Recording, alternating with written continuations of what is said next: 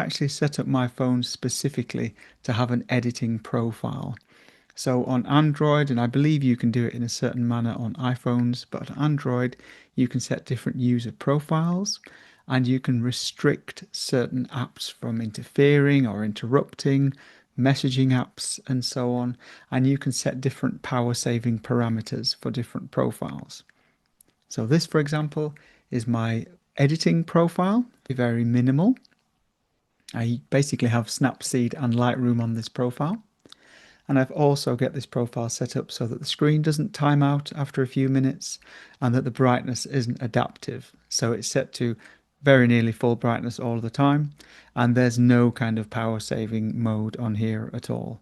And the reason is that if I edit on my ordinary profile, then sometimes the screen can switch off quite quickly, or the adaptive brightness or the adaptive colors can change what I'm seeing on the screen. So I've got a kind of a raw experience here.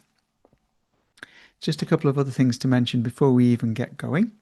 And I've actually put the app on the top left hand side of the screen just so you can see what I use, because I think it's a fantastic app.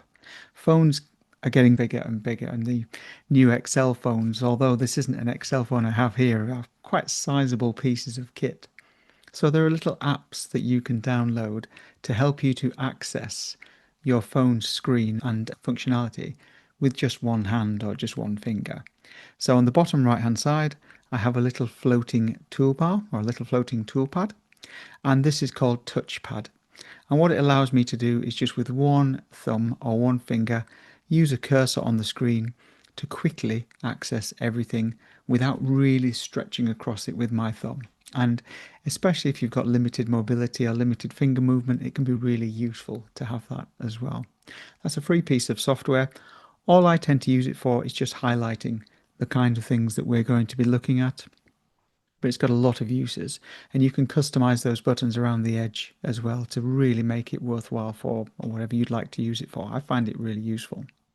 So hopefully that's really the main difference that you will see. You'll see this little dot on the right hand side that I may move around. That's purely the touchpad interface, but it shouldn't interfere with anything else that we're doing. And today we're going to be looking at Lightroom, and we're going to be looking at importing images into Lightroom, using the camera app, and also a little bit of cataloging as well. Most people who are coming today are very pleased that you attended the Snapseed sessions that we ran before. Lightroom adopts quite a different approach to editing images. So in Snapseed, when you open Snapseed, it very often opens with a blank interface and you then select an image. Lightroom is quite different to that because it's much more of a cataloging piece of software, mimicking Lightroom on your desktop. So because it's much more advanced from a cataloging point of view, the interface is a little bit different as well. Just to remind everybody, I'll actually just pop the link back in the chat before we get going. I've already sent out a link with some files that you can go and have a play with, and I've included raw files in there as well. I'm not parochial or protective in any way. If you'd like to go and have a play with those raw files, I'd love to see what you achieve, what you get back, and we'll pop those on the sharing page if you'd like to as well, because I'd love to see what you get from those images. And please do play away and we'll see what we get. So when we open up our images in Lightroom, we can do so in one of two different ways, or predominantly one of two different ways. I'm going to start by opening the Lightroom app. Now, like I said, Lightroom acts as a cataloging software as well. So it tends to immediately demonstrate or tends to immediately show you the things that you've already edited or the things that you've already brought into Lightroom. So you can see if I just very quickly slide my finger up and down here that there are a range of images that I've already imported into Lightroom. Now most of these have been edited already. There are one or two that haven't, but most of these have been edited already, and every single one of these has been edited just in Lightroom Mobile.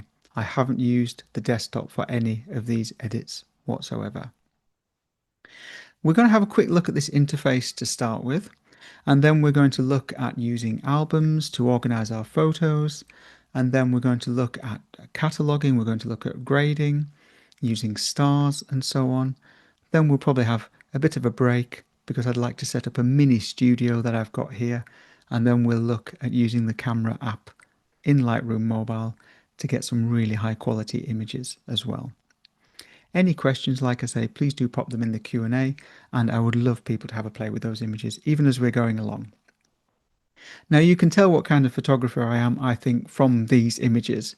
I think we all take pictures of horrible things in photography, things that are a little bit old, a little bit worn, a little bit decrepit. Maybe that may just be me. So you'll see here that I'm really drawn to shape, I'm really drawn to lines, and I do an awful lot of street photography. So although some of my examples are going to be street photography oriented, the content is applicable to almost any genre, I would argue. So let's talk about the interface first of all. When we first open up Lightroom, we have three options on the bottom. We have Gallery, we have Lightroom, and we have Community. Now, because this is a profile that's set up just for my photography, or just to demonstrate on screen, if I click on Gallery, you're not going to see many pictures on this device. But using the gallery option is where you can click on any of these images and then start to edit them in Lightroom to bring them across. We're going to be talking about that option a little bit later in the series because it's a way that I think is possibly the least obvious way of bringing things in. It's not that it's difficult, it's just that I think we often bring things into Lightroom Mobile a different way. So we're going to come back and look at that gallery option.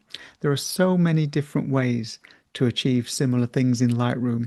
We're going to be looking at lots of different routes, and you're going to say, oh yeah, I prefer one way over the other, and that's absolutely fine.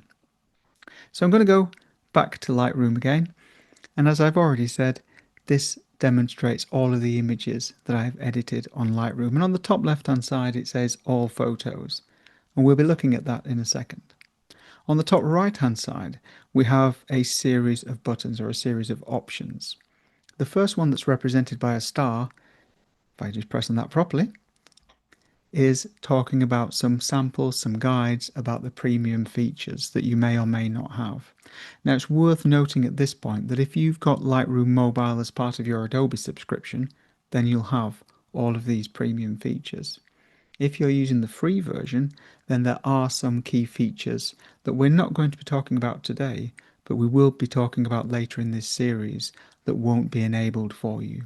They tend to be the more advanced features, such as AI removal, masking options, etc. There are only 3 or 4 things that aren't in the free version, but they tend to be the more powerful options. But at some point I do suggest you have a look down at what the premium features are, because Lightroom Mobile is being developed at such an incredible pace that it feels like it's keeping up with Lightroom on the desktop with the various masking and instant selection options you have. It's quite frightening almost.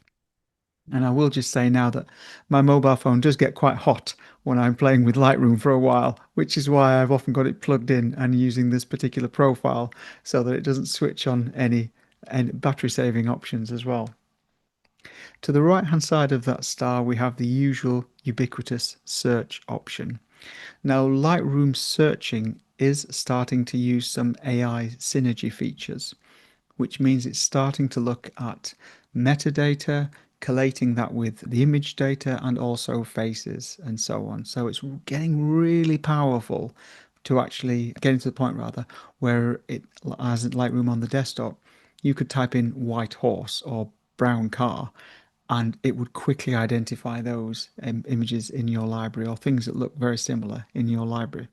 So it's a really powerful tool, and I don't think you should underestimate it, especially when we're looking later on in the series and we're looking at more creative options around double and multiple exposure. It's a really nice tool to be using there.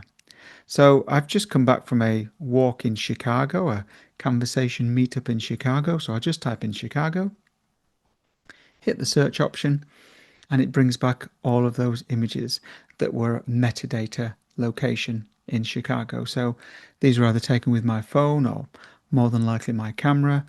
I've brought them into Lightroom using my Fuji Sync across my phone, and then it's captured that data as well. It's really useful from this point of view as well, because you have different sorting and filtering options. And I think this is a really underused aspect of Lightroom, is that on the Lightroom Mobile, is that on the desktop, you would very often go through your images and you would star them. You would say, this is one that I'm going to delete. I might give it 1 star. This is one that I'm going to print. I might give it 4 stars, etc. And you've got those same kind of cataloging features on Lightroom Mobile as well. And we'll go through how to do that as we get going. So for the time being, I just just tapped back on any of those pictures to remove that dialog box. And for the time being, I'm just going to press the X next to Chicago to remove that search. Okay, moving on to the right hand side, you've got a little bell, and the bell tells you if you've got any particular notifications. Now, notifications tend to happen when there are updates that are needed, or alternatively, if you're sharing images with groups of people for editing ideas or for any other kind of collaborative work, it demonstrates there and it flashes up there to say, this person has edited this image, or this person's left you a message, or this person's opened this. And it starts to really enable you to quickly work as part of a team as well. So if you're part of a club and perhaps you've got some images that you'd like to share with people to get their ideas on, you can actually do that directly in Lightroom Mobile. And it's fantastic because it allows you to see what they'd like to edit or how they would edit something, and allows you to compare as well. So that's the notification option. And then to the right of there, we've got a picture of a cloud. And I think this is possibly where Lightroom Mobile sets itself apart from a lot of other standalone editing packages. And I suppose this is why you pay the premium for Lightroom Mobile, or indeed lots of Lightroom packages. What Lightroom Mobile will do, and you'll see this almost in everything that we're going to do today, is that it continually syncs and continually backs up to your Lightroom on the cloud. And I've actually got a tab on my Lightroom desktop on Lightroom Classic.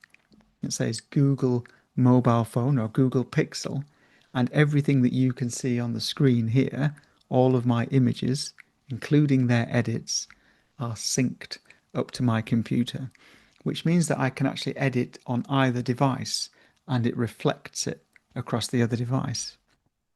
And this to me is the real power of Lightroom Mobile, is that, for example, I went out and did some photography with a friend of mine who's actually in the room, a friend of mine last week.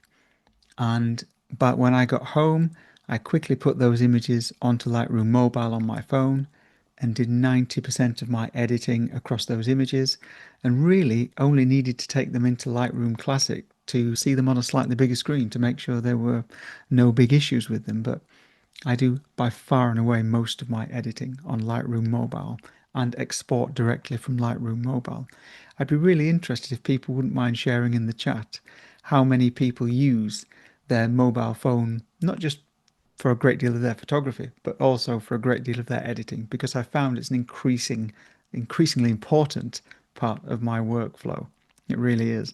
And I think it's that immediacy that you can just upload things straight onto your phone, edit instantly with a very tactile experience using gestures and thumbs and fingers. And it's just so quick. And I think despite the fact I've got a nice monitor and everything on my big computer, I really have a preference for editing that quickly. On the right hand side, you've got the 3 dots options, and from there you can change the view. So we can select a group of pictures that we might like to batch edit in one go, but we're going to look at batch editing and exporting much later in the series. Got 2 people who said, one person who said they hardly ever at all edit on their Lightroom Mobile on their device. Naughty, you should be doing it. Give it a go. It's brilliant. I'm joking. You can also change your view options, and I won't go through these one by one because you'll have plenty of time to look at them.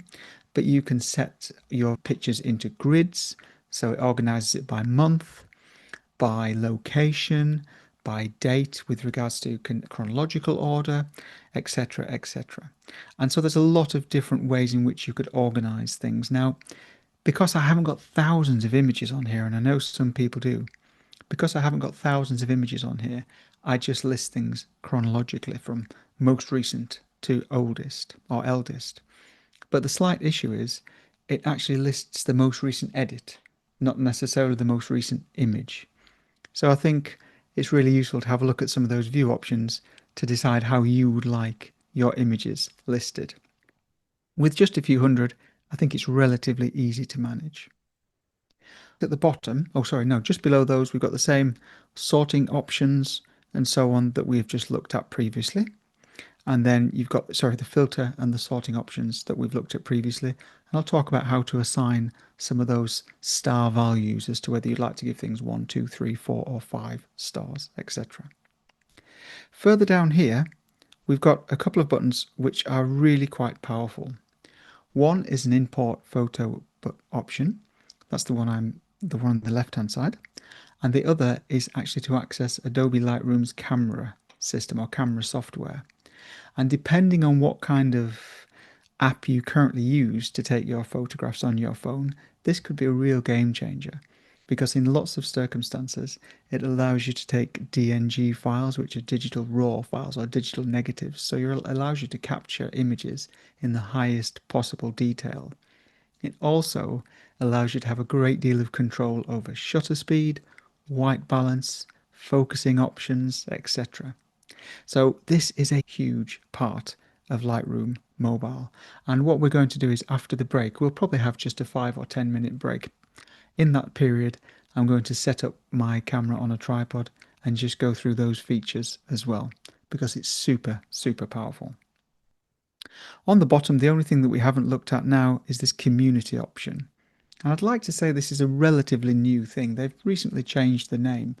But the idea of Lightroom Mobile is that if you find that you've edited an image that you really enjoy, you like the look of it, you like the feel of it, you can actually publish that edit, publish that image. We'll have to check about the rights and what happens to your image afterwards, because I can't answer questions on those, but that's worth thinking about. But it allows you to publish your image to the Lightroom community for other people to see as well.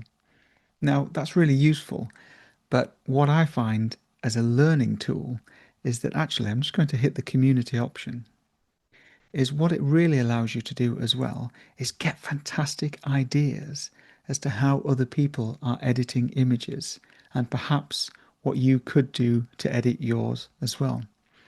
Beyond that, it also allows you to take what someone has done as a preset and then apply it to one of your images as well. That's something that we're going to cover in a little bit of a later session. I don't want to cram too much in today, and I really could cram too much in today, but I'm going to try and avoid that. So what I'm going to do is just pick an image which jumps out at me. Now, I think I really enjoy black and white contrasty images. So the first one that's trending in the middle on the small screen almost looks like an eye at the moment. But if I just hit that one and have a look at it, on the bottom left hand side, it's showing us the original edit. So this is how the photographer or the editor wanted to share this image or wanted to share this edit. Below there and to the right, just down here, we have a variety of other people's impressions or other people's takes on that same image. So if I just tap on one of those, just tap the third one along, we can see we have a remix by Ishan at the top. I'll tap further along to the right again, and we've got a remix by Darren. And there are hundreds of these remixes, by the way, and I'm not quite sure how Lightroom decides which remix to show you at the top. But the idea is that it allows the other people within the Adobe community to have a take, a different take on the same image. And I think it's quite powerful, this idea of collaboration, because sometimes we all know we can get stuck on an image and we think, I'm not really sure where to go with this. So you could publish it on the Adobe community for some ideas, or you could share it with your friends and colleagues for them to edit and have a look at some ideas as well. So let's say that we really like Zane's remix here. It's a really nice warm remix. And I'll just go back to the original edit on Mark, and that's a much grittier, darker remix. So I like Zane's remix here. On the right hand side, just here, we have a series of new buttons that have appeared. And I think, again, this is where the power is. If I tap on the top of these buttons, then it actually shows me the shot image. This is how the image was taken. But because it's a remix, it allows me to then go on and change this image in a way that I would like. And we're going to be talking about different ways of adjusting images in the next session. We're going to be going into these edit panels and tools in much, much more detail. But there's no restriction on how you can edit this person's image. And it's there purely to get ideas and to try different techniques on different images. And I think it's a really powerful tool. So we're going to go into that in more detail. But at the top, it says remix, and then there's a little pop down arrow that says as shot. And if you click on that as shot, you can go back down to the original edit, and we'll say we would like to apply those author edits. I have to remove my little panel, and it takes us back to that original shot. The reason I'm sharing this is because I think this segues into the most powerful aspect of Lightroom Mobile, is that it's a non-destructive editor. Lots and lots of editing software. I'll just break out of this, press the left arrow and discard the remix, and I'll press the X top left and then Lightroom in the middle at the bottom to get back to my images. Lots of editing software on phones in particular tend to be destructive, and especially where they're filters based or look based. They tend to apply a look or a filter to your image, which, although you can adjust or strengthen or weaken rather, once you press save or export, it tends to be baked in, which means that once you've saved it, all of the previous versions of that picture have gone. You can't get back to what that was.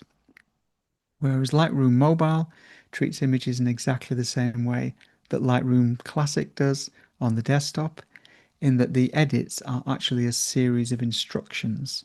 It always holds that original file as it was, and the edits are a series of instructions as to how you would like it to look. And you can always get back to that original edit. So let me show you an example of what I mean here. We've got some images on the screen. I'm going to open up this picture of bread.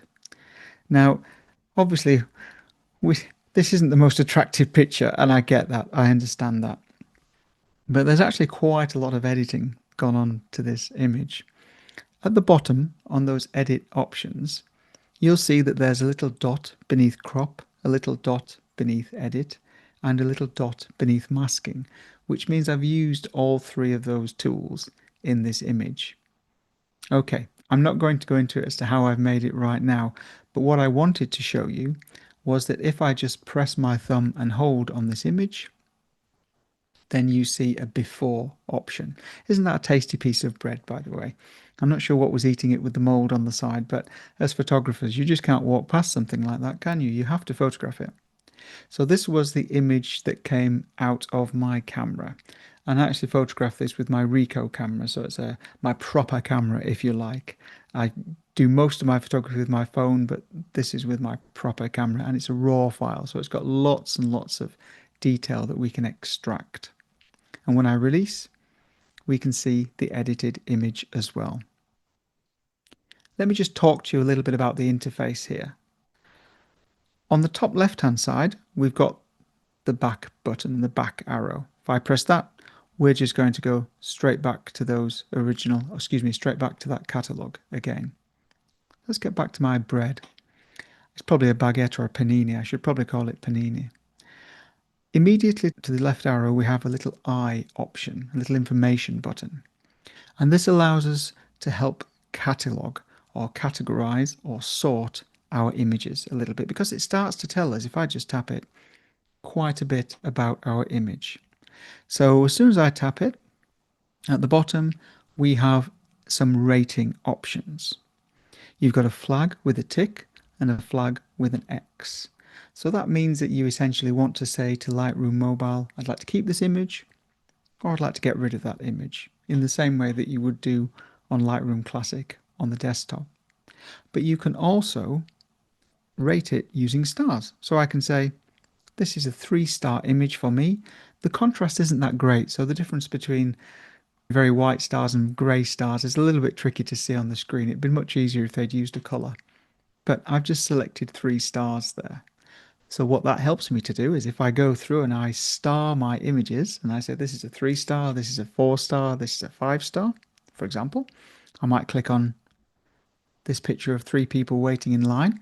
I think I'm among friends here. I take pictures sometimes of toilets. I think I'm among friends because they're so interesting how people act in toilets. This isn't inside the toilet, by the way, just on the outside of the toilet. But I think how people act around toilets is just really fascinating. So I find this picture really interesting. I call it third in line. So I'm going to say this one is a 4-star image because that's one that for me is worth editing, perhaps worth entering into a competition or worth doing other things with. Probably wouldn't mention the fact it's actually a toilet. What I can then do is I can swipe up from the bottom a little bit more, just using my thumb on this little handle here, and then drag up a little bit more. And then we get to see a little bit more information about that image. So we've got the aperture values, the ISO, the shutter speed, the fact it's been taken on my Google, so this was a phone shot. And if we click on the metadata, this is where you can start to add titles, captions and copyrights, etc. Should you want to do. The other thing you can do is click on activity. And this is what I said before. If you'd shared this image with any of your friends or anybody else who you'd like to have a look at it to get ideas for editing, etc., then this is where it would show up. Now, for some of the later sessions, I'd be really interested to try this, to actually share one of the images directly from my phone. And let's all have a bit of an edit on it, and we can see what that then looks like as we get going. But there's an awful lot of really useful ways of cataloging and sorting your images on Lightroom Mobile. I'm just going to press on that handle again, bring it back down, and then it disappears. Just pressing on the eye again, top left, and you can see that we can quickly slide through, just using our finger and holding, moving left and right, slide through a lot of our images, or indeed all of our images that are in our catalogue. So again, I could press on this one and then say, that's a 3-star, for example. Have a look at the information, and that was actually taken on my Fujifilm as well. So this is an example of where we've used a RAW file, a big heavy duty, big megabyte RAW file from my camera, and I've edited it in exactly the same way that I would on my Lightroom on my desktop. Okay, so I'm going to swipe down again, and we're going to have a look at a little bit over on the right hand side, over on here as well. Because these 3 or 4 buttons have changed, just to remind you what they looked like before, I'm going to press the top left back button, and we have 4 or 5 buttons that we can press, and that's all about syncing, searching, notifications and so on. If I tap on one of my images again, we've got similar buttons, but they're a little bit different and have different purposes too. The first one is, I think, the real power of the non-destructive editing in Lightroom Mobile. So if I click on this clock, got to be careful that you don't say that very quickly. If I click on this clock, you've got the option of having a look at different versions. So let me press versions. What this does is it looks back at the editing you have done on this image and looks for key points when you have either exited Lightroom, when you've exported something, or whether you've perhaps been on that image for quite a while. I've done quite a lot of editing for it, so it picks these snapshots, these points at which it thinks are really important. And as you can see, or I hope you can see because it's really small writing, but at the bottom, I'm going to look down while I'm chatting, so I do apologise. At the bottom here, it felt that there was a significant edit on August the 25th at 12:52 a.m., 12:51 a.m., 12:45 a.m. And I'm just going to reassure everybody that I wasn't up at 1 o'clock in the morning editing this. I think I was probably in Chicago at this point, so the time difference meant I probably wasn't quite what you think. But what it allows me to do is actually go back and click on any of those versions and go back to that point of editing, which I think is just fantastic. Furthermore, if I slide to the right, then you can actually see further down the editing process. So if I click on 12:41 in the morning, you can actually see that this image started off the other way around in color. Okay, but then let's go back just a few minutes beforehand, and you'll see that this image really started off as quite a big image. And then let's go back to the original image. So this was actually the original image I took on my Fuji X100, which is usually behind me on the shelves, but it's in a camera bag at the moment. I have actually used it. So this is the original image. I then flipped it around, cropped it in, reduced the saturation, flipped it around again, and then these next edits, although they look really minor, are probably more around contrast and tidying up some of the areas of removing things like chewing gum and other stains and things like that that I often do when I'm looking at my street photography when I'm editing images. And then this is the current version. So the power here is that even once you've played with this, you can then go back. This was 2 weeks plus ago, nearly a month ago, actually, over a month ago, that I actually shot this image, but I can instantly go back to various points in that editing process and say, do you know what, I'd like to see that. I'd like to go onto that timeline almost and go off in a different direction and see what happens. It's a really super duper powerful tool. So Adobe Lightroom Mobile calls them versions. And I've often found that because it makes these little versions or records the instructions as to where you were at these points in these versions, when you're making crucial adjustments, it's super useful to go back and say, aha, this is when I swapped it around. This is when I flipped it. This is when I desaturated it. This is when I did this. Maybe that's too much. And I'm perhaps my own worst critic, but even looking back at this now, I think maybe there's too much contrast there. Maybe that's a bit too sharp. Maybe it's a bit too highlighty. So this is where I can go back and have a look at an earlier point. So that's versions. Be really useful. I'm just going to press the top left arrow just to get back to where we were again. We haven't even gone into any of the editing tools yet. So there's a lot to talk about here. To the right hand side, very quickly, if I just click back on that version option again, you can go right down to reset, and that takes the image back to where it was at that initial import. So you can go into versions, scroll back to initial import, or click on reset and go back to initial import. There's a few different ways you can do that there. So what I'm going to do is I'm just going to click on this little button here, and at the side of it, it's got a tick. Now it's got a tick on mine because it's indicating something. Very often this will have a different icon if you start to edit, and in the later sessions as we continue to edit you'll find this icon changes really regularly. So I'm just going to click on that tick. That's also very difficult to say. And it's given us a few pieces of information here. Now I suppose the most important thing it's saying is that this is just a preview. This is not really a high resolution file. And as with Lightroom on the desktop, in order to save space and in order to save processing power, it often demonstrates a small preview to you on the screen, and that's what you actually edit. You very rarely edit the full RAW file in Lightroom unless you switch that option on. So at the moment it's saying this is a smart preview. Now we can download the original and we can play with it on our screen, or we can export it however we like, and we're going to be talking about exporting in the latter stages. The next thing down is it's saying that the original image has been backed up. It's got a little tick next to the cloud, so this is an 84 megabyte image. When I brought that into Lightroom Mobile and I connected to my Wi-Fi network, as soon as I started editing, it uploaded that file to the cloud. Now there'll be some people sitting here thinking that's an erroneous element, we don't really need that. But if you are like me and utterly incompetent with SD card management and file management, I am utterly incompetent. I actually spent an entire day photographing in Amsterdam and got some of what I consider to be my best street photographs edited them on Lightroom Mobile without even knowing at the time. It backed them all up, and the next day I accidentally wiped that SD card. So I lost every single one of the images that I'd taken the previous day, except the ones I'd edited, and those that I'd edited had backed up to the cloud. So this is worth its weight in gold. Trust me, it really is.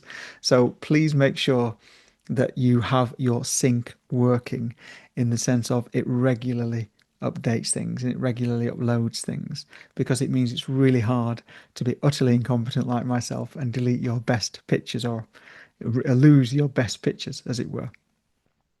So it says it's synced and backed up, and at the moment you've got the option of pause syncing. Now I'm on a Wi-Fi network here, which means that it's syncing all of the time. But if you're on a cellular network, or you've got patchy Wi-Fi connections if you're out and about, then you can pause that syncing until you've got stronger connections, because it can eat up quite a lot of bandwidth, as you can imagine. Especially if you're uploading 5 or 10 different raw images, it can really chew into your internet connection and slow it down, and also cost you a lot of money if you are roaming in different countries. So really useful little things to notice. And over on the right hand side, I think this is such a ubiquitous symbol now. I think everybody understands and knows what this is, but this is your share options, or your quick share options. If I just tap on that option, then we've got more ideas as to more options as to how we can share this image, and they each have their pros and cons. I'm just going to jump ahead a little bit, and I'm going to say that one of the most fun things about Lightroom Mobile is actually this edit replay. And you may have seen my edit replays posted across social media, because I think they're fantastic. After you've edited an image, I'll send some in the email afterwards, but after you've edited an image on Lightroom, you can get it to replay your edits, and it squeezes them down to about 15 to 30 seconds, puts a little bit of jaunty music on. But it's really nice to see and show people your start images with your end results. And it's quite nice because then you can post those to social media and so on. And if you're sharing with other people how you've made those edits, it's really lovely to see a work through, if you like, or an animation of how things work. Around there as well, you've got things like save copy to device, share to things like social media, Instagram and so on, export as, posting to community, invite and get a link. And we're going to be talking about all of these in, I think, what is the 5th session, when we're looking at those different options. But essentially, each of these different sharing options has big pros and cons that you need to be aware of. For example, if you share for social media on this one, the second one down, it very often really heavily compresses your image so that it doesn't always look that great on anything other than a small screen. If you go down to export as, then you've got much more control over how and where you share your image. And that's actually ostensibly what I do.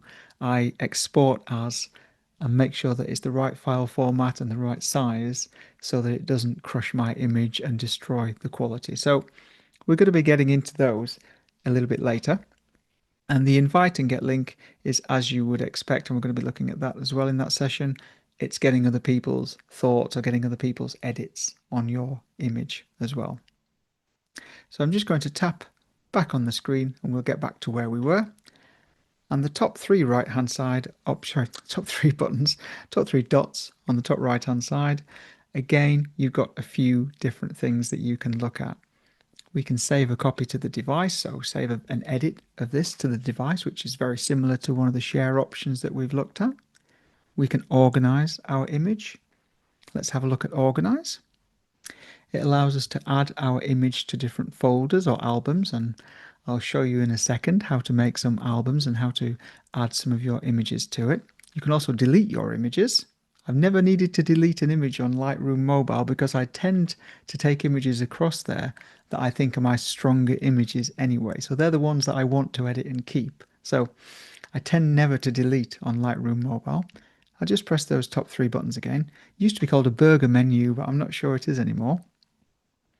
If you click on View Options, Then you can switch on a histogram, you can switch on file names, file sizes, and so on.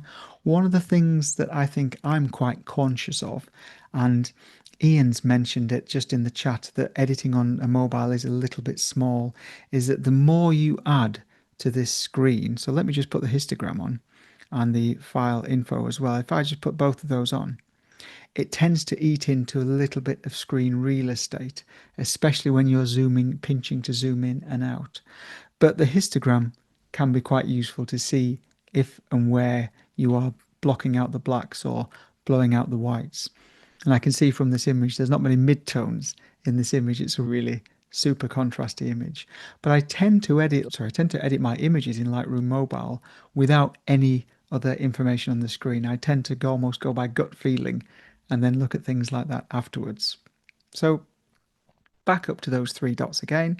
And then if you feel that this edit is really great look and you'd like to apply this look elsewhere, then you can create a preset based upon it. So I could call this preset Chicago.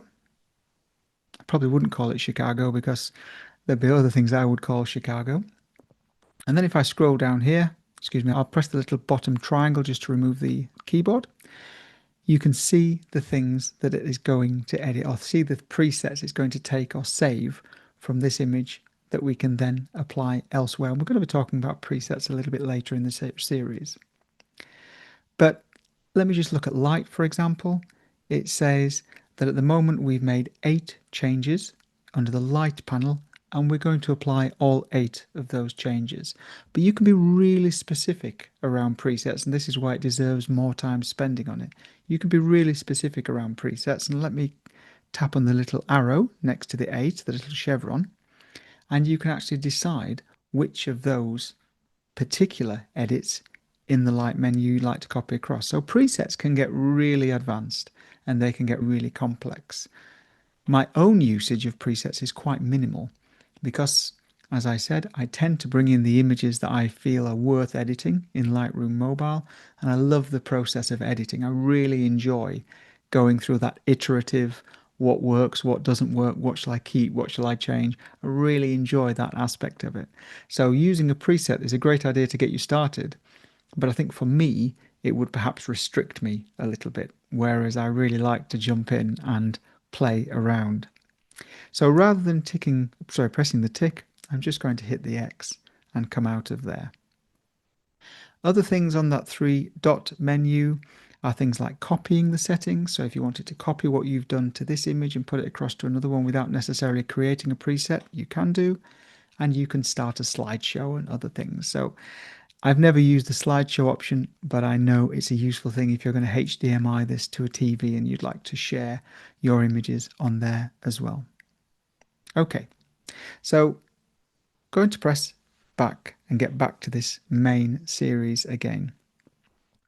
What I was going to do next is just look a little bit at the folder options and the album options, or predominantly the album options at this stage, because I think the sooner we are able to organize our pictures into albums, the easier it does make our cataloging, especially when we might be importing a variety of different images in one go. So top left hand side, the little chevron next to where it says all photos, I'm hoping or presuming that yours will say all photos. It may say something else as a default. Mine always jumps onto all photos. If I just tap that chevron, then you'll see we can look at our edits or our images in a little bit more detail. So at the moment it says there are 237 images on my phone. I've edited 112 of them, so I've got 112 edits, 125 unedited, and there are 17 deleted, but there are no people at the moment. So I haven't identified any faces, which we can do to help cataloging. Below there, I've also created an album. And this is the album that I've actually shared with everybody to go and have a play with. So if I click on this album that says Lightroom Mobile 2025 Session 1, then you'll see these should be the same images that you have in your folder that you can play with as well. I'm just going to show you, without editing them too much, just the massive difference that you can actually do, or massive edits that you can do with Lightroom Mobile. I love lines and I love contrast. So I'm just going to click or press, I'm not going to click, I'm just going to press on the top right image. Now, if we look down, we can see that there is a dot below crop, a dot below edit, a dot below masking, and a dot below remove. So I've used an awful lot of tools on this one. I'm going to click on the versions button that we've already been pressing earlier. I'm going to be really brave and press reset. I can reset the adjustments. I can reset it back to the original image. I can press undo to get that back as well. Go back to where I should have been, excuse me.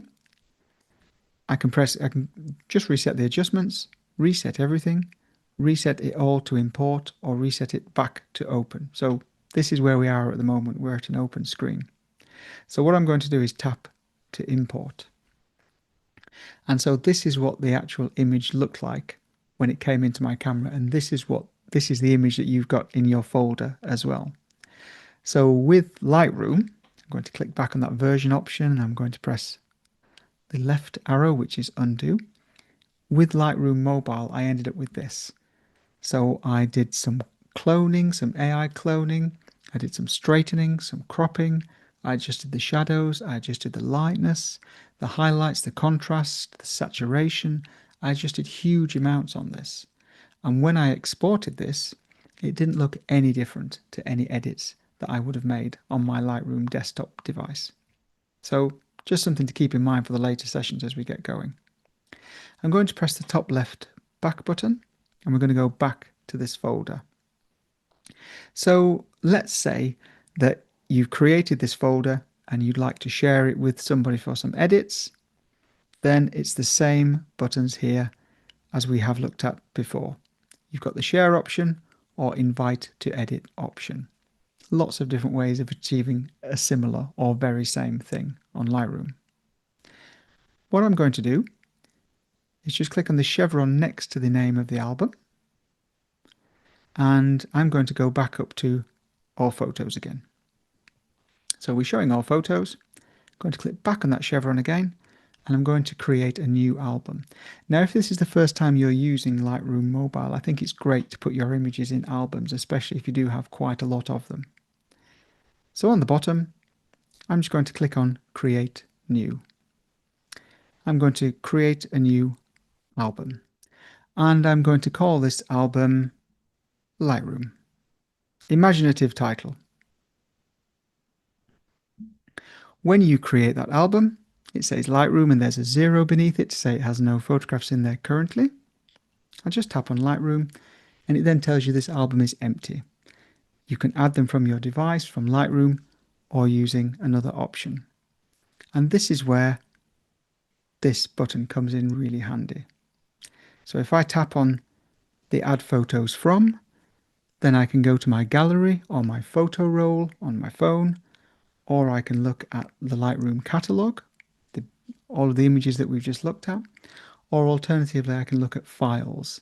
So this is quite useful if you're plugging in different USB devices and things like that into your phone, because your pictures from your USB device or your camera, if you're plugging your camera in, won't necessarily be in your photo roll or your photos or your gallery, but they may be in your files. So there's a few different options, a few different ways in which you can bring those in. From my perspective, I'm just going to tap anywhere on the black screen, and this time I'm going to tap on the bottom circle just to get back to my main phone screen. From my perspective, I actually open most of my photographs using my Photos app, and I imagine most people do who are watching today. Please let me know if you don't, because I'd love to know how you did. But if I just tap on my photos, then you can see I've got my lovely bit of panini there and the other images that I've imported over the last few months. So I try to organize my images in albums because I think a photo roll like this is really hard to work your way through. Although Google is getting really good at being able to search for things. So for example, if I use the bottom right magnifying glass and the search option down there, if I type in buildings and then press search, it's actually pretty good at finding things that have buildings in them. It's really accurate now. So there's a lot of different ways in which you can find things. I'm just going to press the top left arrow and I'm going to press my photos to get back to those again. But what I try to do is I try to organize things into albums. It's really hard for me because I'm totally disorganized, but I do like to organize things into albums. And confusingly, albums are under collections. And I know the language is a little bit different across different devices and different operating systems. So I'm just going to click on collections. And then over on the left-hand side there, we've got what Google considers to be our collections. It's located photographs by people, images on the device, places, and albums. So I'm just going to tap on albums, and then we've got Lightroom Mobile Workshop Part 1 there. So this is very often where you are finding your images. You're taking a picture on your phone, or you're syncing it from your camera, you're importing it, getting it across to your phone in some way, and then it's part of your photos or part of your photo reel. So what I'm going to do is I'm just going to, in fact, I'll take the top one. I'll just tap on the reflective mirror, which is in a train station in, I think, Herne Bay in Kent. So if I just tap that top option, it tells me it's a raw file at the top, which means it's going to be quite a big file, but I'm not worried. The software can usually cope with it. And how I take things into Lightroom from here is to click on Edit. Now, there is also an option on some devices and some operating systems to share with an editor, or to share with Snapseed, to share with Lightroom Mobile. I use Edit because it then usually gives me a few options as to what I can do with that image. So I can use the Photos app, I can use markup if I'd like to write all the way across it, I can use Lightroom or Snapseed. If you've got lots of editors installed, this list is going to be absolutely huge. So onto Lightroom for us, and it's a little bit confusing because it calls it Lightroom and not Lightroom Mobile, and I often have that issue. But opening it up, and then what we see is that image that's brought in. Now it's quite a clever piece of software, it's not easily fooled. So it's saying that you've brought this image in before. It's showing us the image as it should be, as it's straight from the camera. But it's saying you've brought this image in before, which is why we've got this little halo around our previous version option here. So I'm going to tap on that, and I'm going to tap on versions. So what it's saying is that you've brought this image in before, and if I click on the original, it's exactly the same. So I brought the image in before, but I haven't edited it. If I'd brought in an image which I have edited before, then it would have all of those edits that I'd made before to that image. So it's a really useful piece of software, a really useful piece of kit, bit of algorithm, in the same way that it is on Lightroom Classic on your desktop. If you open a picture that's been edited, you can see that those edits have been applied to that as well. Okay, going to go back to this menu. Now, the one thing that I really wanted to share today in this session, I'm really holding off doing editing because I'm dying to edit. I may squeeze in an edit before we finish. I'd love to. I'll make it more interesting than the bread. But one of the things, or the last feature that I wanted to show, and we are going to have a quick break because I do need to move position to make this work, is the camera option on Lightroom. Now, I use a Google Pixel phone, and as part of the Google Pixel app, the Google Pixel camera app, I can take photographs in DNG files, I can take photographs in RAW, and I can adjust the shutter speed and so on. Not all camera apps allow you to do that. So this is a really powerful tool that Adobe Lightroom Mobile has got in its arsenal, and it's the last way, or one of the ways that we haven't spoken about yet, of getting images into the camera. So we've looked at importing them, we've looked at opening them from photos, we've looked at lots of different ways of organizing and what all the tools do with regards to ratings and so on. So the final way is using the camera app itself, and it's a really great camera app, especially if you'd like to do some creative things like slow shutter speed and things like that. Also very difficult to say. I've been talking for a solid hour. My goodness, all those children who used to sit in my class. When we come back, it's going to be a bit awkward because I'm going to be facing this way a little bit because my camera's over there, my tripod's over there. So please don't think I'm ignoring you, but I'm going to be facing that way and I'm going to reorientate the phone screen so that it's in landscape as well so that you can see.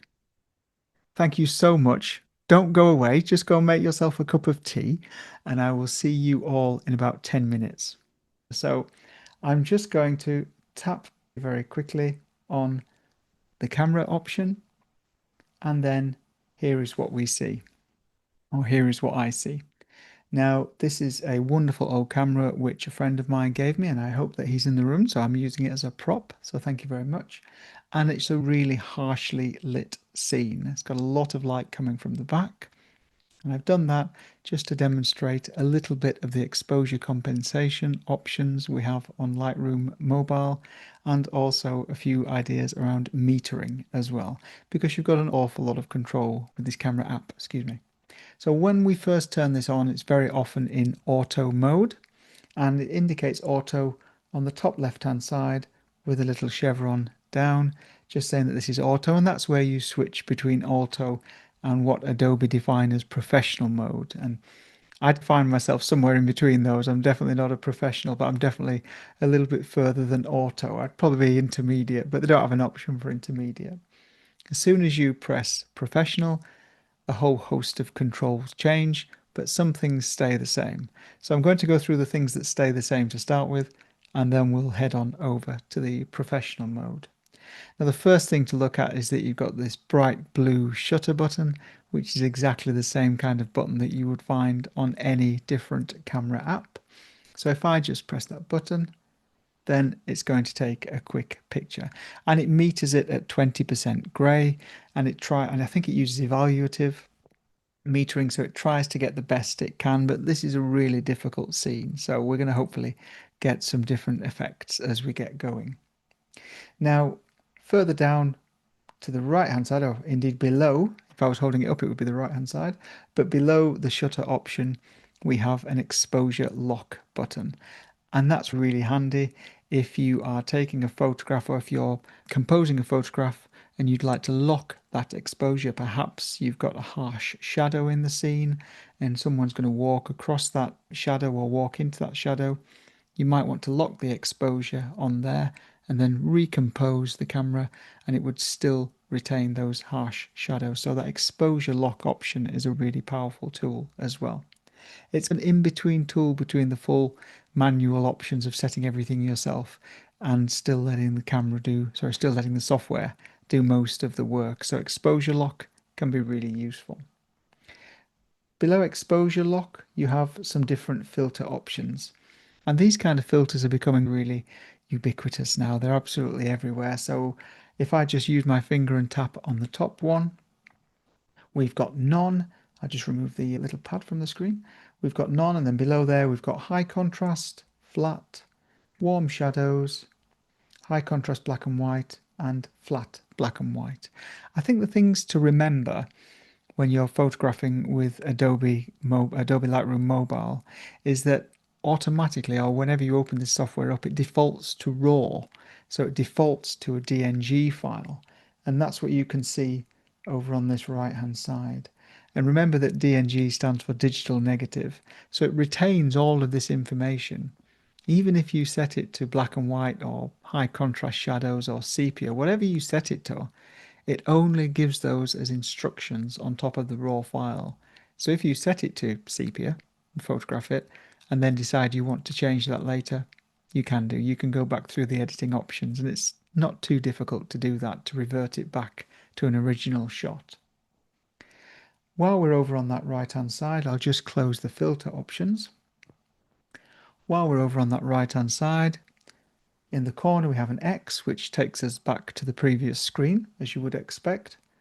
And then below there we have a flip camera option. So if you wanted to see all the mess behind me and up my nose and all these things, I could flip it to my front facing camera.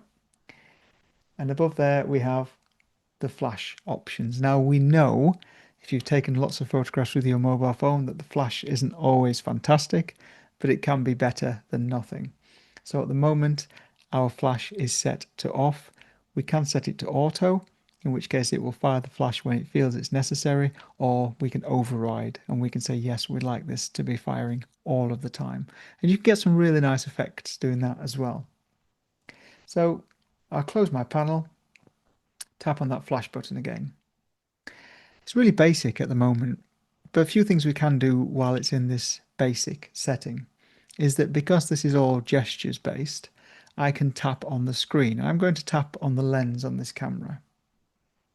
When I tap on the lens, the first thing it's done is it's metered, or it's looked at that part of the scene and said, well, that's a little bit too dark.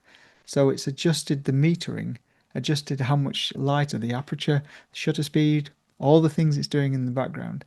It's adjusted all of those things to make the center of that really dark camera a better exposure. Still quite basic, and we can't do a great deal more than that other than a little bit of forced exposure compensation. So we can force it to overexpose or increase the exposure, and we can force it to decrease the exposure. Remember, everything is gestures based. So when I tap on the screen, it focuses on that point, and then it also takes a meter reading. If I'd like to lighten the screen, lighten the picture, the image, based on that center section, I can swipe my finger right and left. And you've actually got quite a lot of leeway as to how much you can increase it and how much you can decrease it. So I'll swipe to the right. As I swipe to the right, it responds a little bit later, a little bit after you swipe, but you see you can actually take it right the way up to +5 compensation, which practically blows everything out, and you can take it right the way down to -5, which almost puts it in total darkness as well. So you've got quite a bit of control over what you'd like to do with this image or what you'd like to do with this shot, even in automatic mode. So let's say that we would like it darkened down just a little bit, and then I'll hit the take the photograph there. So that's the automatic mode. It gives us a little bit of control, a little bit of movement with regards to what we can do. And because it records in DNG RAW, it's really useful even if all you do is use it in automatic mode, because it still retains all of that really high file quality as well. And because you've got a little bit of control with regards to focusing and metering, it's a step up from lots of built-in camera apps, depending on what you're currently using. So if you look at the bottom left-hand side now, because we have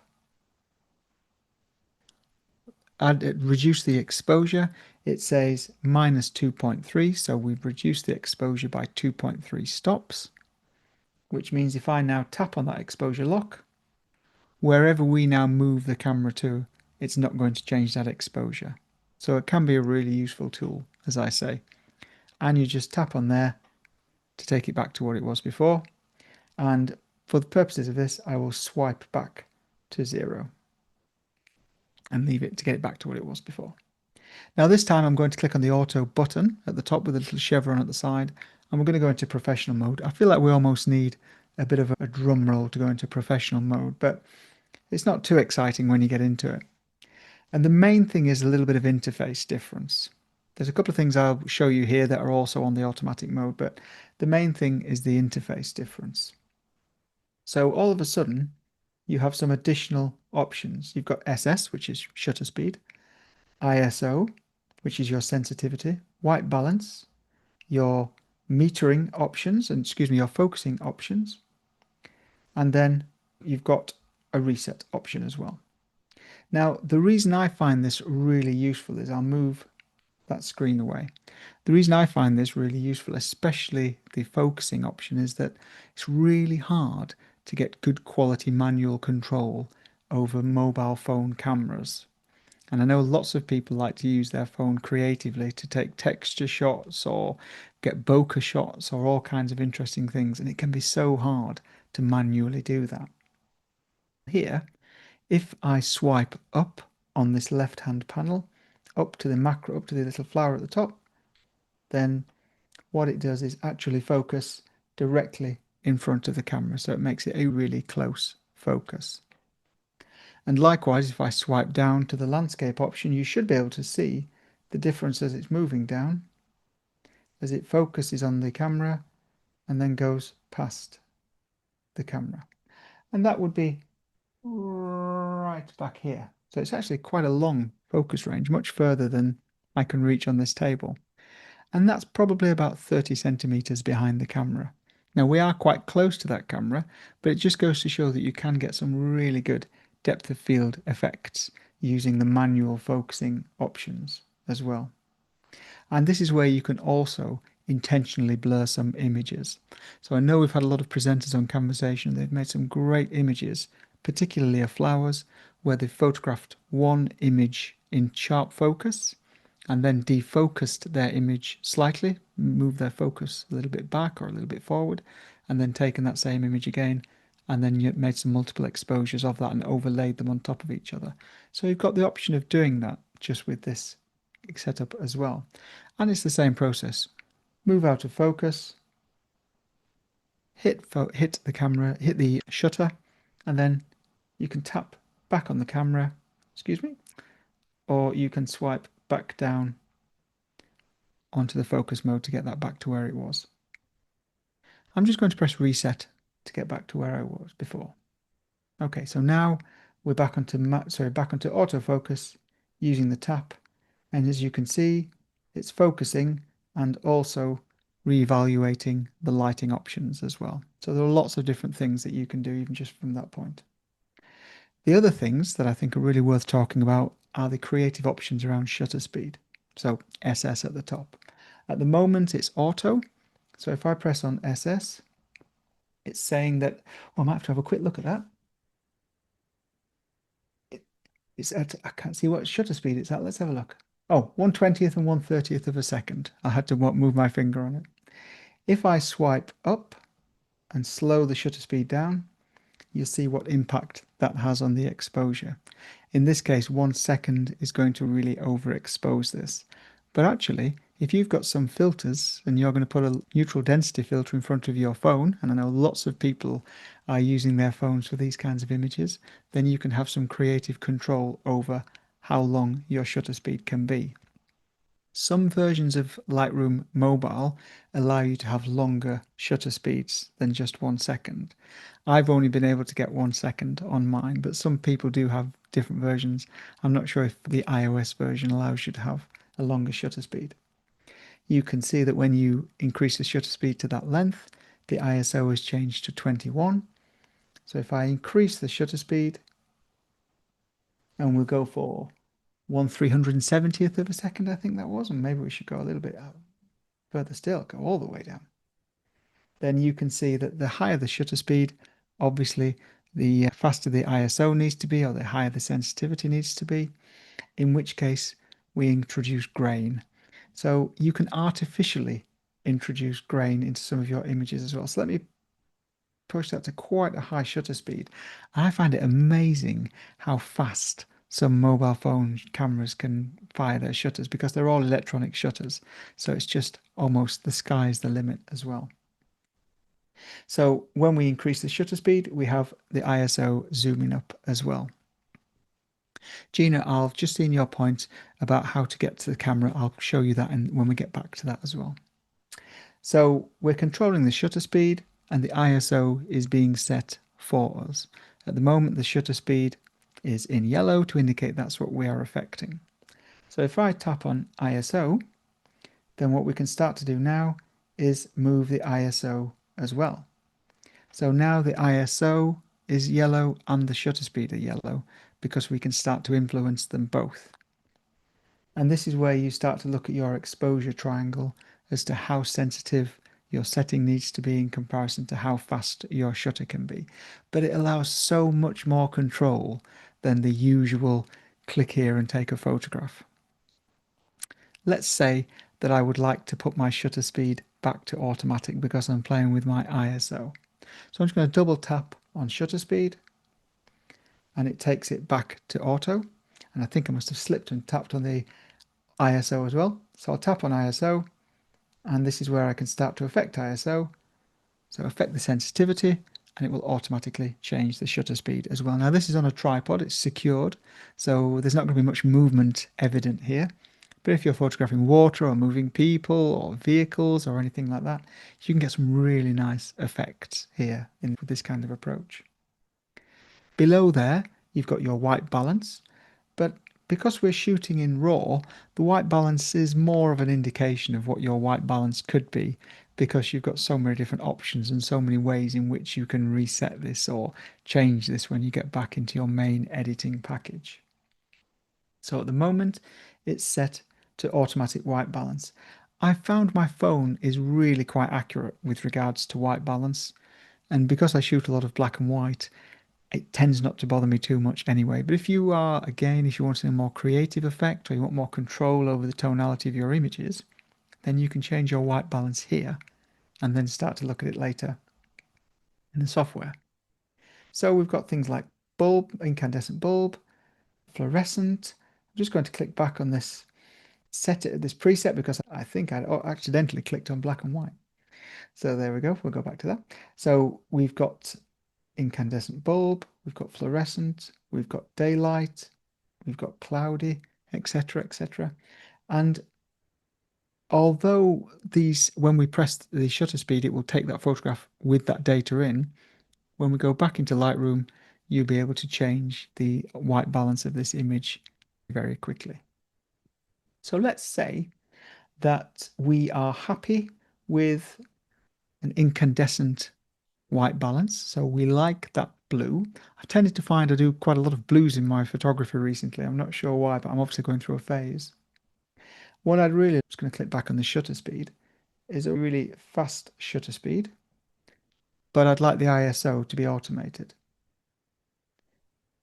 So I want really fast shutter speed because I want loads and loads of grain. I want a blue image, and I might then click back on my presets and look at one of these presets, like warm shadows. And then I'm going to press the shutter. So I'd like to take that picture. We're going to look at editing that in a second. It's not my best picture, so I do take some that's slightly better than that. So have a play with the settings of the camera because it's usually quite a lot better than what lots of standard camera apps are. And it's almost worth, probably not quite, but it's almost worth the price of the subscription alone. There are some aspects of this camera app that aren't available on the free version, some aspects that are, but it's a really powerful tool, especially if you're able to mount it on a tripod and go for some long shutter speeds and things like that. It's really interesting. Anyway, the tools I neglected to tell you about. Just on this bottom 3 dots here, you've got a few more different options around format size and around saving options. So if I just tap on those 3 options, you've got a 3:2 at the top, which is your ratio. So if I just tap on that, my camera, or my phone, the native ratio, the biggest sensor picture will be a 3:2. But you can also change it 16:9 or 1:1, etc. Let's go for 1:1. But because we're taking this in RAW, we can have a look and see whether we can change that when we get back into the edit later. Below the ratio, you've also got a timer option as well. And if you're doing long exposures as well as group shots, but if you're doing long exposures and you're setting things up on tripods, this can be really handy to set a short timer just so that you don't get any wobble while you're walking away. Beneath there, you've got the option of display. Now, I think this is a super, super useful tool. So I always switch on the level, and that tells me how wonky my images are. This one's really wonky. And I always switch on a grid. Now, lots of people have their own preferences with regards to grids. I use thirds. I know lots of my friends use, excuse me, tapped on the wrong thing. Lots of my friends use golden spirals, golden Fibonacci sequences and so on Lightroom on the desktop, or halves or whatever. But I usually always use thirds. The first time you switch these on, you think this is going to be really distracting, but you soon get used to it and it soon becomes part of your workflow. And then below there, the cog, we've got the option of setting perhaps one of the more useful things, which is what does your volume button do while you're in this camera mode. Now on Android, I've got my power button set up that if I double click it, it goes straight to the camera mode. And then I use my volume buttons to take a picture. And you can set up shortcuts like that. When you're in Lightroom Mobile camera, you've got the option of assigning what you'd like your volume button to do. I've got mine set to capture, so if I tap up or down on my volume, it takes a picture. But there are other options on there as well. You can set it to zoom, which I never ever do, or you can set it to exposure compensation. I tend to find, I'd be interested to know other people's usage, but I tend to find that I like physical buttons for the shutters on there. So I tend to leave it as capture. You can also switch your screen brightness onto maximum, which can really help if you're shooting in direct sunlight. And I know I really struggle sometimes to see my camera screen, so my phone screen rather, when it's in direct sunlight. Geotagging your photos, so adding location data and saving the original. And I think this is really important because when you are adding all of these effects in the camera app, it's nice to make sure that you've got an original version that you can go and play with. It tends to be less important with a RAW file because you can always go back to that original RAW file as well. But there's a few different things that you can look at there too. Okay, so what I'm going to do, we've taken our pictures. I'm going to press back on that cog icon and then press back on those three dots. Taken that picture, I'll take it again just for good measure. What I'm going to do is press the X on the top left of the screen as it's wonkily indicated, wonkily twisted, and then we get back to this screen again. I'm going to do a very quick edit and we're going to look at some of those images that we've just taken. And I said that they're not stellar images, they're not world-class images, but there's a few things that are interesting to look at them because we've taken them in the Adobe Lightroom app so we can see what we can do with them. It imports them directly into the catalog. So I'll just tap on the top left. Now what's interesting is that we haven't edited this picture, but on the bottom you'll see that there's a dot next to crop and a dot, beneath, and a dot beneath edit. So that indicates that there's something being done to this image regardless of the fact we haven't actually pressed edit on it at all. So I'm going to press on the crop option and you can see here what's happened. We set the ratio to 1:1. So what it did was it cropped the image into 1:1, but because this is a RAW file, we've still got all of that other data in there as well. So actually, I can say, if I click on aspects, I can say I'd like to go back to the original crop and then press done. So we haven't really lost any information at all, regardless of what cropping option or ratio we use, as long as we photograph in DNG, as long as we photograph in RAW. And I'm starting to do this increasingly. I'm starting to photograph in particular ratios on my camera and on my phone, regardless of whether they're in DNG or not, because that's how I want to see the image and it helps me to frame it. So I'm just going to press the tick and get back out of this again. And the other thing you can see is that there's a dot beneath edit. So if I just press edit, we've got more dots. We've got a dot beneath light. So if I scroll down, you can see what's happened there. We've just moved my little helper. We've had some whites raised. We've had some blacks darkened. If I click on color, we've had a tint added. If I click on effects, let's have a look what's happened on effects. Ooh, something's happened on effects and I can't see. Answers on the postcard, we might have to come back to that one. And on detail, we've had some sharpening added as well. And possibly, got any noise? A bit of color noise reduction as well. And this is because when we were in that camera app, we selected a particular filter. So all that it's done is it's applied all of these instructions on top of this RAW file, but you can just delete them all off and start again from fresh, as it were. So if I look at the version option on the top and then press reset and go back to import, then that's basically the picture that the camera took, that the phone took. regardless of whatever filter we put on, regardless of whatever ratio we chose, or whatever other things it was doing to demonstrate that preview at the beginning. This is actually what it shot. So I would really recommend you have a look at Adobe, at your Lightroom camera app. And just to remind Gina where that is, if I just go back to my main Lightroom option, that Lightroom catalog there, it's just down there, Gina. It's one of the main ways of bringing an image into Lightroom. And what I'm going to do is a very quick edit now because I'm vastly over time, but you're so good for waiting all of this time. I'm going to really quickly edit this image. Now, if you ever go photographing with me, you'll know that I photograph the most mundane things because I find them really fascinating. With this image, I would usually go into the masking options and I would find the individual, I would highlight different aspects and I would affect it individually. But masking is quite an advanced thing to do, so I'd like to do that in a later session. So some of the quick things I would do, I'll just call this a 5-minute edit and then we'll finish. So thank you very much for coming along. I'll just go into the crop option, and the first thing I do, and I'll talk about this time and time again, is auto geometry. It doesn't always work, but if I press auto geometry, what it often does is just straighten things up a little bit. Now the eagle-eyed among you will see that the bottom left-hand side of the screen and the bottom right-hand side of that screen don't quite match up, but I'm hoping we can hide that a little bit. The other thing I'm going to do is I'm going to look at the aspects. So I'm going to click on aspects, and I'm going to go for a square crop there. Now if I just move my thumb across my screen, it allows me to move my crop a little bit.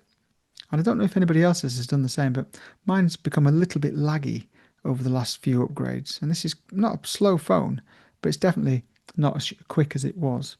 So that's not quite in the middle, but I would usually put my image directly in the middle there. I'm just going to press done. I'm going to press the tick there. And so we can see that we've got a little dot beneath crop to say we've cropped. Now I'm going to avoid using the masking option, so I'm going to click on the edit tools next, and I would very often start over on this left hand side with auto and see what happens. It can sometimes take a few seconds to come through. I'll just tap and hold on the screen to show you the before and after. So that's the before and that's after the auto. Really subtle differences. But you can see that there's a dot beneath light and a dot beneath colour as well, so it's affected both of those. I'm just going to tap on light and see what's happened. It's increased the exposure, the contrast, decreased the highlights, a few different things. In my mind, I see this as black and white. So I'm going to go on to the colour, and you may disagree, by the way, because of these yellow steps. And I would also straighten these yellow steps out, but we're going to do that in a later session. I hit black and white, but it's not very high contrast. So I've changed it into black and white, and I'm going to go back to the light tab. I'm going to be really brave. I'm going to drag the contrast. My finger will work on the contrast. Drag the contrast right the way up there to the right hand side. Now, as I said before, I would have masked off this person who's walking up there, but I won't in this instance. I'm going to see if I can pull the highlights, those very bright areas, down on those left and right of the image. I'm almost not looking outside of the mirror at the moment because I'm thinking I might add a quick vignette at the end. Shadows, it's already increased a bit of shadow detail, so I may move that up and down and see what happens. I may actually drop a bit of shadow detail as well. And then I'll be brave again and I'll drop some very dark black detail there too. So let's have a look at what other options I've got here. I'm not going to look at any blur options, although the new blur options on Lightroom Mobile are things we're going to talk about because they're fantastic. I'm going to click on Details, and I'm going to add texture. Now this is a global edit, which means it's going to edit it all over the screen. It's a big tool, and it's going to put it all over the place. When we move forward in this series, we're going to edit in certain areas on masks, which gives us a lot more control. But for the time being, I'm going to add texture across the entire scene, add a little bit of clarity, not too much, and then let's see what dehaze does. I'm going to add a tiny bit of dehaze. And then because this is a quick 5-minute edit, I would probably just drop the vignette, drop the A vignette rather, down on the outside edge. That's probably a bit too much. Looks a little bit grey. I'll tap back on the edit tab to have a look at what we've come up with or what we've managed in 5 minutes. And there's lots of things I would change. I would probably also clone out some of those signs on there as well. So please do have a look at this and have a play with how you would edit it too. And there's also, if I just pinch to zoom in, a very bright area there on that mirror that I would probably do something about as well. But just to show you a quick before and after, it's really easy what you can do on Lightroom Mobile. And this is just the start of it, so that's just 5 minutes.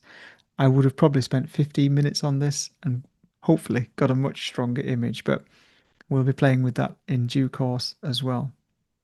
On the top right hand side of our screen, we've got a slightly different button here. We no longer have a tick. So our synchronization button is saying that the adjustments are pending to be synced, which means that when we move out of this image, it will sync it with Lightroom in the cloud, and then this will then appear on my Lightroom on my desktop. And from there as well, we can also share with our friends and so on as well. So a quick 5-minute edit on something, just to see something, just to see an image without any of the tools around it, very similar to pressing tab on Lightroom Classic on their computer.